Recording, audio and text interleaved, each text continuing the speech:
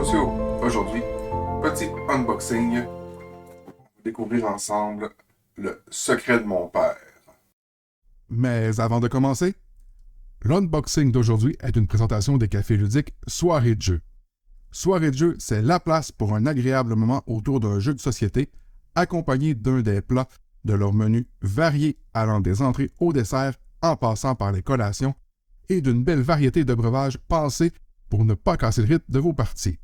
Ou encore pour réaliser 5 à 7 fêtes et parties de bureau où vous pourrez cette fois-ci profiter d'un menu sur mesure. Merci, Soirée de jeu. Alors, comme on peut voir, une boîte tout à fait de taille honorable. Superficie et standard un peu haute, qui annonce beaucoup de matériel. Alors, on ouvre ça.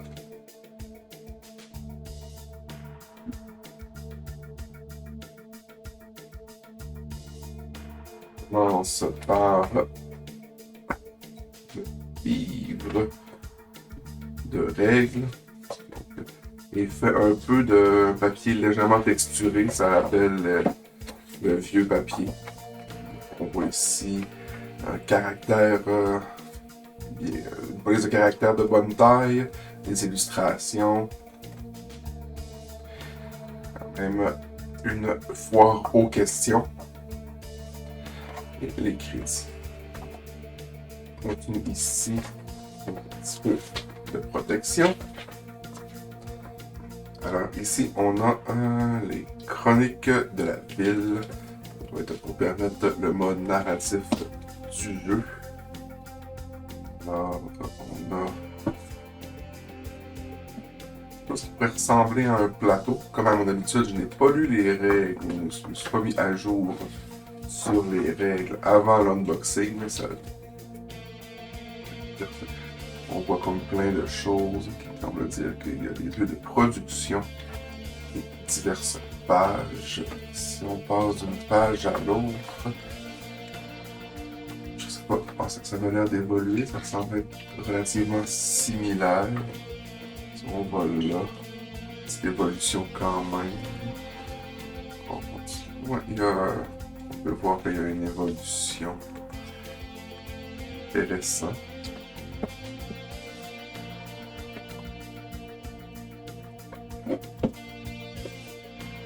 Maintenant, on a des punchboards.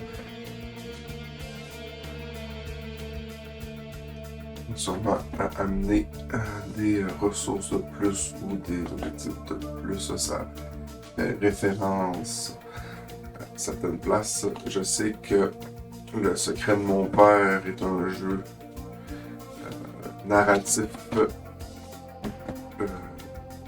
rejouable. C'est pas un jeu de campagne, ce qui veut dire que l'histoire change d'une partie à l'autre. Plateau des joueurs. Donc, belle épaisseur. C'est 2 grosses épaisseurs de carton. Si on compare avec d'autres jeux du même style, c'est presque quadruple épaisseur. Il y a des bons endroits pour mettre les cubes. Les pièces ne glisseront pas avec ça, c'est certain. Et là, on en a 4. Donc, c'est un jeu qui joue de 2 à 4 joueurs. Ensuite, on a ici plateau. On voit qu'il est fait pour s'imbriquer comme des casse-têtes, probablement pour mettre les points de victoire, marqueur de temps, tuile de jeu. Ici, un autre petit plateau. Le matériel semble de bonne qualité, le carton est épais. C'est recto verso pour celui-là. Jusqu'à maintenant, je ne suis pas déçu. Ici, on a un insert. Et là, on a plein de figurines, donc personnages. Ils ressemblent tous. Là, il faut la même figurine. Ici, des genres de dames de la haute. Alors, ici, on a des jetons en bois. Petit haussement de qualité. les joueurs. 2 4 couilles. Ici, ça semble être des armures. Cerveau. Créature de Frankenstein. Gauche avec des pics. Plein de choses. C'est une belle qualité. On voit que c'est imprimé directement sur le jeton et non collé. Belle qualité, franchement. Si on a... N'oubliez pas pour rien, on a des pieds pour mettre les figurines pour les présenter différentes couleurs. On avait le noir et le mauve là, et on a le rouge et le blanc ici. En plastique rigide. C'est vrai que je suis plus habitué que les derniers temps étaient en plastique souple. Et là, ici, on a d'autres jetons en bois. Là, je regarde un peu l'instant. C'est vrai qu'il y a un couvert, j'allais dire, nous, on a tendance à mettre nos jeux à la verticale, que les jetons allaient tomber, mais vu qu'il y a un insert par-dessus, ça devrait rester à leur place. Donc, on a d'autres jetons, on a comme des morts, des crânes, des coupes, des livres, des feuilles, ou des flammes bizarres. Jetons de génération. Toujours avec la même qualité. On a des cerveaux brisés, encore des... plein de beaux jetons. L'autre partie. On va l'insère en premier, je vais pas briser les boîtes. L'insert. Oh wow, l'insert. Bravo ça. Des belles petites fioles avec des bouchons en liège. Ces fioles. Je pensais qu'elle était en verre, mais ils sont plus en plastique. Mais c'est vraiment bien réussi. Et là, on a des jetons très à nouveau, des engrenages.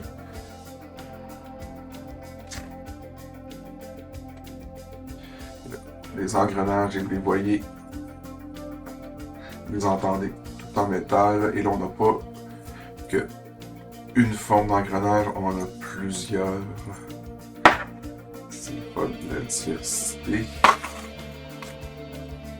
Ici, on a des cercueils cheap, des cercueils plus travaillés.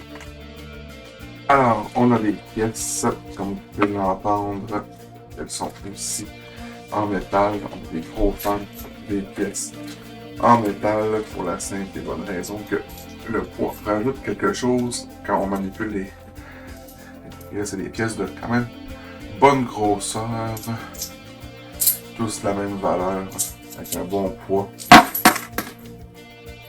J'adore ça. Et on a ici des petits cubes en acrylique, probablement pour représenter certains composants pour les... J'ai oublié, il y en a d'autres de l'autre côté.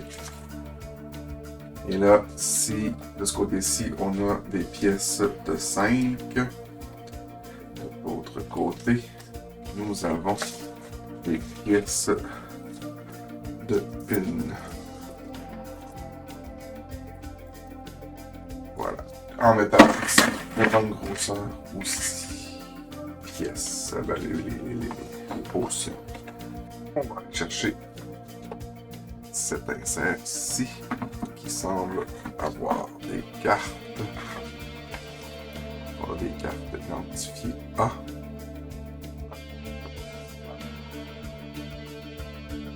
Catégorie de cartes identifiées. Belle carte, belle petite texture. Belle épaisseur aussi. Et là, on voit que ça donne ici certains cubes de ressources. Ça, on est avec les potions qu'on va pouvoir fabriquer, j'imagine. Et des points de victoire aussi. Et là, on voit ici que ça semble gradué de B, C, avec un symbole qu'on ne connaît pas. On voit ici le fameux symbole. D'autres cartes. On peut faire penser à des cartes d'événements ou des cartes de traits pour les personnages. Je rappelle que j'ai toujours pas lu les règles. On voit ici que ça donne beaucoup de points de victoire. Et là, ici, des cartes qui semblent à des événements paranoïa, tout ça. Toujours très belle qualité de carte, une illustration qui rappelle bien les vieux films de Frankenstein, de Dracula, puis tout ça, tu sais, espèce époque victorienne néo-gothique.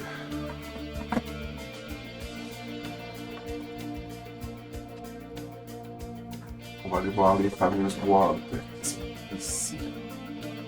Le fardeau de la maladie. Ça semble être des boîtes d'extension. On voit à l'endos du matériel que ça dit que c'est pour jouer de 2 à 4 joueurs. 180 minutes. Et si on ouvre, on a des jetons supplémentaires, une pièce de mer et des cartes de plus. Je ne déballerai pas tout.